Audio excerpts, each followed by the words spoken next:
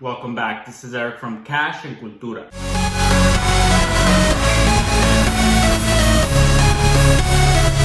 This is a follow-up to the MJ Holdings video part 2. If you have not seen the video, it's important that you watch it. There needs to be more attention on this subject because this is a very prevalent behavior that is happening around the distribution of sports cards, specifically with the vendors that Panini and Topps uses, such as MJ Holdings, Excell Marketing.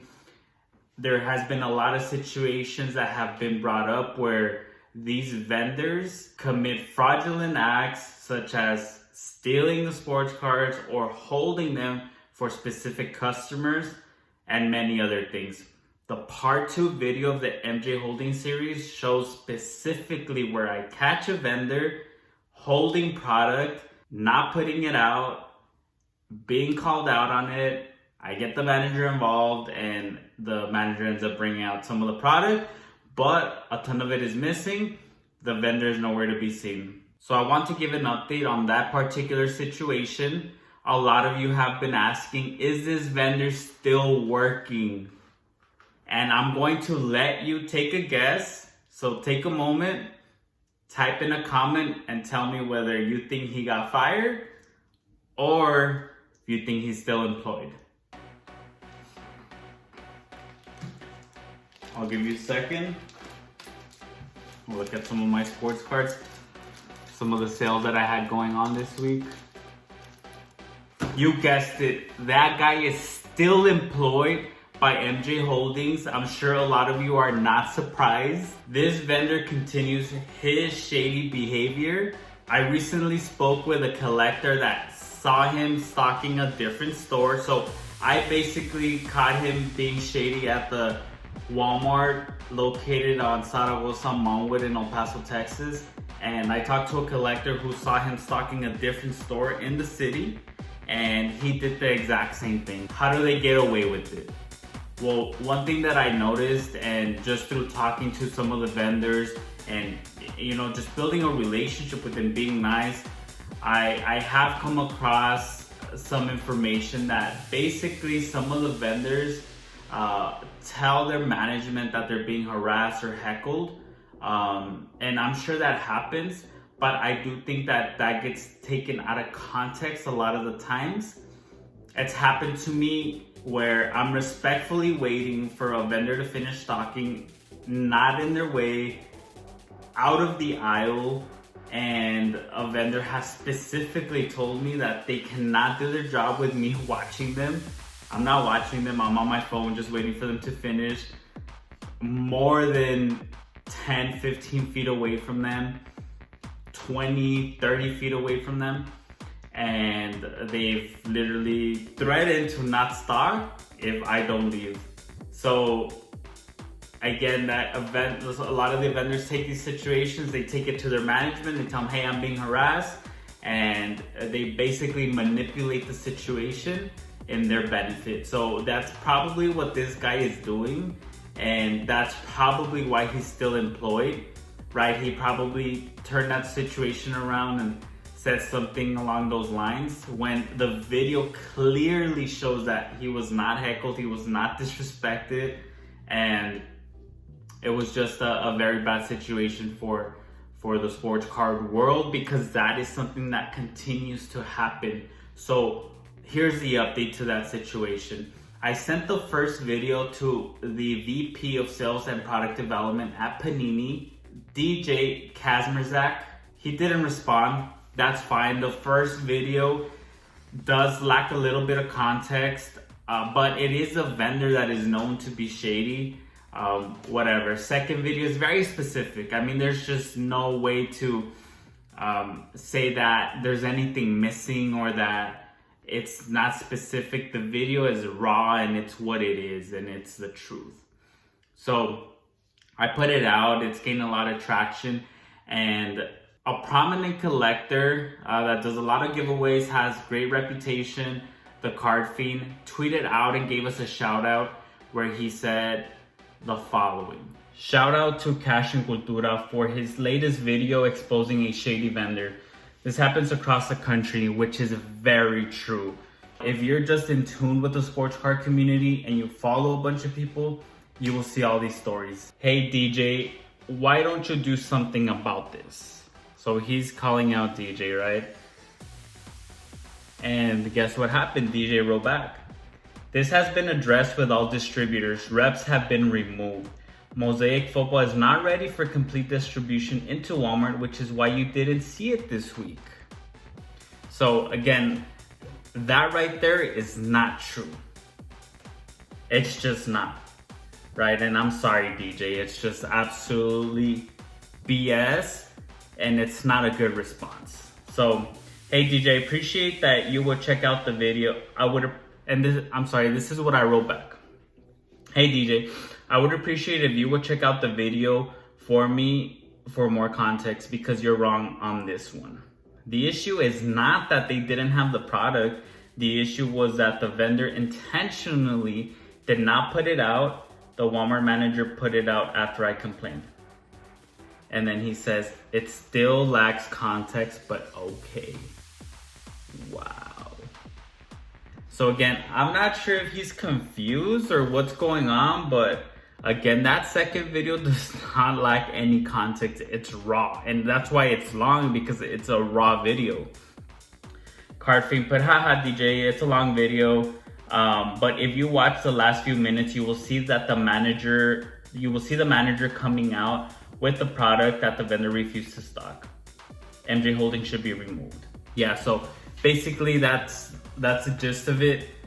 They are not taking responsibility for this. Panini is not doing anything about it. And this has to be called out at this level, right? Where someone speaks out and the people push that voice to make sure that there is a change, because them removing vendors, them switching schedules or whatever they're doing is not working. And you have to take into consideration that the boom that we're going through has not happened in this is new, right? This year or two of this big boom is new. So they have to consider the change of era, right?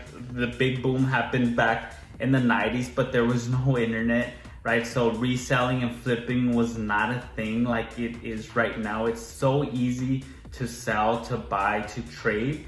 So it is a more desirable, it is something that everyone wants, sports card sealed product. So when it comes to making money, when it comes to greed, people will go to great extents to do it. So I don't know why it comes as such a shock or a hard thing to comprehend to the VP of Panini, when it's the truth, right? It's something that is happening and something that they have to do something about, because this is not right.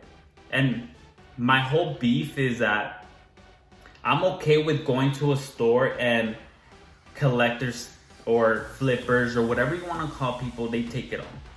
First come, first serve. It's a supply and demand market. That is ultimately the product is being bought. So that's a good thing for the sports card market, because that means that the supply is being met by demand. And that's a security blanket for me, at least, to know that, hey, as long as the product is being bought, we're good, right? Like our cards are not just gonna tank completely. I can compete with that because I have built basically a schedule where I know the times, the days to go. And do I always get lucky? No, right? They do change the schedules, like DJ said. They do change the days, they do change the vendors, but do I still land? Yeah, I mean, you just have to get there early. That's basically it. And you have to get familiar with the Walmarts around you. So you can go before work, right? Or during your lunch. My beef is that we don't even get the opportunity to buy the product, even if you're early, even if you're on time, because this happens. The part 2 video is what happens. Vendors do not put it out. Vendors keep it in the back or whatever they do with it, and we don't get the opportunity. So all those miles, all that gas, all that maintenance wasted for nothing. And again, this is not an indictment to all vendors, right? I say it as a term to talk about the situation. We understand that there's a lot of vendors who do have high integrity, who respect their job, who respect the customer, who do their job well, and yet they still get heckled or harassed by people, and that definitely has to stop, right? That's a different conversation, that's a different situation, right? And that's a different topic. Right now I'm talking about the fraudulent behavior, right? So don't let people divert the conversation into that, because we don't condone that, we don't agree with that, and that's it. Let's make sure that we make changes so that collectors are able and have the opportunity to get product, and that these long-term, lifelong collectors don't run away and don't quit collecting. I've seen it plenty of times on the timeline where people say, hey, you know what, this is just too much. I can't get any product, I'm tired, I'm not going to buy all these high prices, I'm just gonna stop collecting. It's crazy, we can't do that, right? Because that's when we run the risk of the market going like this. So, and this is basically the one tweet that I didn't show. I just found it right now, but DJ does say that we've had discussions with them about the current situation. It included more frequent visits, changing days of visits, etc. But bottom line is, as long as resale value stays high, you will have people camping out. So again, that's people need to change focus about the whole flipping and reselling thing. That's gonna happen no matter what. It happens with any type of product. It happens with switches, with games that come out, with whatever it is, electronics, and it will forever happen as long as that product or service is in demand. Does it need to be addressed? Sure, it does. But again, the focus is having a fair opportunity to buy this product, because look, I've had about 4 flat tires already, and my tires are pretty expensive. I just had a cracked rim, so my car is in the dealership right now. It's not ready until Monday, so I'm out of a car for a week because that rim had to be ordered. So again, all these trips for what? Because we don't even get the opportunity. So I think that's a big liability. Guess what? I'm not the only one that this happens to, right? So if now you have thousands, hundreds of thousands of people that encounter the same situation. Again, they have high maintenance on their vehicle or things of that nature, and they don't even have the opportunity to buy it. Then I think there's some legal liabilities that Panini might have in this situation. I'm passionate about this. I want change to happen. I want to lead the way, and I want you all to have the courage to speak up, record the situations. Again, be respectful, don't heckle, don't harass. Record the situations when you think that there is something not right, and put it out there, right? And let's put pressure on these companies to make the change so we can continue our cardboard journey, so we can continue to collect, and we can continue to rejoice in this great community, because this is just a small part of it. It's very toxic, it's cancerous, but overall the community is a very happy place. Let me share one more story. A few weeks back, I went to a Walmart. I saw the vendor stocking. A guy comes in rushing to the sports card aisle, hugs the vendor. Hey, what's going on? Blah, blah, blah. He goes straight to the boxes and he just starts taking out all the sports cards. I was waiting at the end of the aisle, respectfully, letting the vendor do her job. And the guy just came rushing in, took all the sports cards. He asked me, he's like, oh, were you gonna take anything? Do you want? He's like, I'm gonna take everything. So,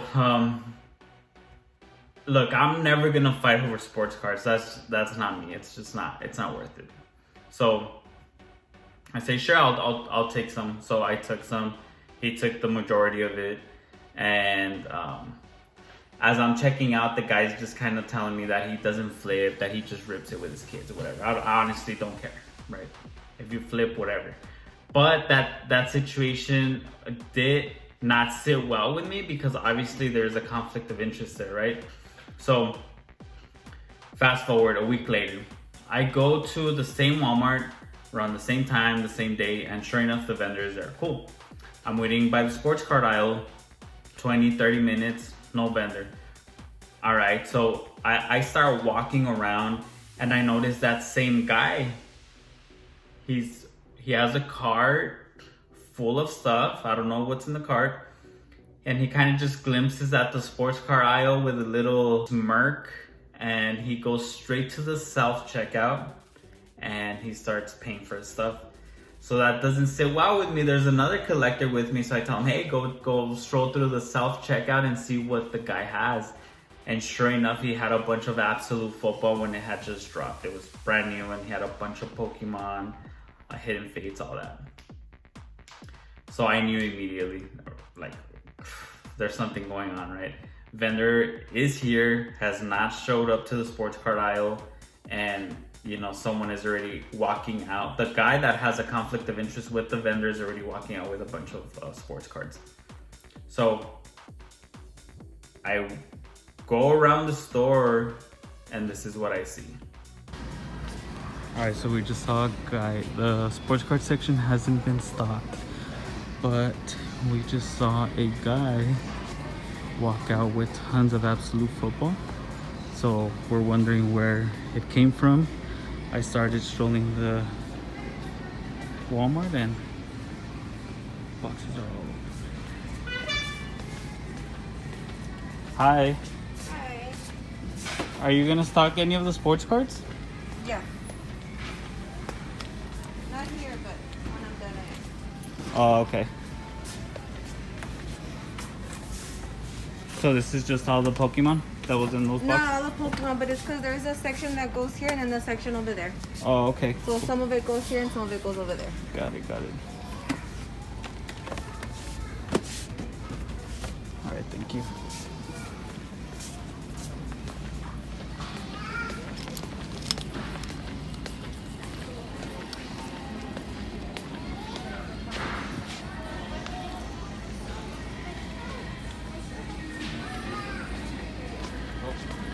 Yeah, so she said that she's not gonna stock the sports cards there, that just some Pokemon goes there and that the rest goes over here. So like that guy already took all of it, bro. And I told you it's the same fucking guy from last time that walked up to her and hugged her. So they obviously know each other.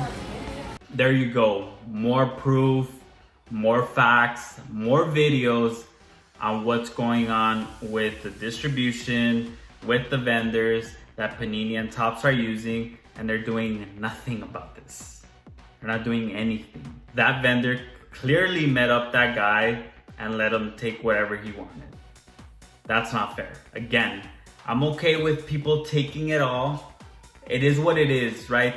At that point, I just have to compete with those flippers and get there earlier and all that.